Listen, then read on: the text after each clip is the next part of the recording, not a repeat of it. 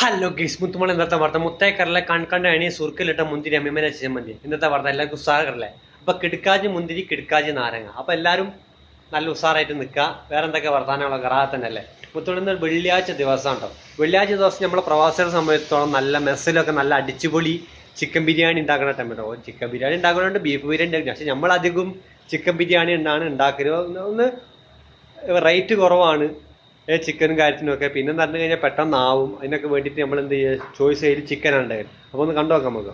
ഉച്ചക്ക് ഒരു 4 മണിക്ക് വന്നിട്ട് ആ ദമ്മിട്ടിട്ടുക. ആ ദമ്മിട്ടുള്ള ചോറും മസാലയൊക്കെ രാവിലെ 7 മണി ഡ്യൂട്ടി കഴിഞ്ഞിട്ട് പൊട്ടിച്ച് ചെയ്യുന്നത് മുത്തുമനെ. നല്ല വിശപ്പ് എന്ന് പറഞ്ഞാൽ നല്ല വിശപ്പ്. ഇന്നലെ രാത്രിയാണ് നല്ല മഴയുണ്ട് അവിടെ. എന്തെങ്കിലും മഴ പെയ്തിട്ടാണെങ്കിൽ പക്ഷെ നല്ല തണുപ്പും കാര്യങ്ങളൊക്കെ ആയിരിക്കും നിൽക്കുക. അപ്പോൾ അതിലേക്ക് നല്ലൊരു ബിരിയാണി. പിന്നെ നമ്മളെ വെള്ളിയാഴ്ച കൂടി ആകുമ്പോൾ പിന്നെ പറയണോ, എൻ്റെ പൊന്നളിയാ അടിച്ച് തകർക്കൂലപ്പം നമ്മൾ. ബംഗാളി ഇങ്ങനെ കുളിച്ചുകൊണ്ട് നിൽക്കുകയാണ്. ബംഗാളിൻ്റെ കുളികൂടിയും കഴിഞ്ഞ് കഴിഞ്ഞാലല്ലോ ഇതൊരു 1.5 അടിക്കട്ടെ മുത്തുവന്നളെ. അതിലേക്ക് ഇതിനൊന്ന് സെറ്റായി നിൽക്കുകയാണെന്ന്. അതിന് പ്ലേറ്റും കാര്യങ്ങളൊക്കെ ഇവിടെ റെഡിയാക്കി വെച്ചിട്ടുണ്ട്. പിന്നെ അതിൻ്റെ പോകുമ്പോൾ നല്ല തൈര് റെഡിയാക്കി വെച്ചിട്ടുണ്ട്.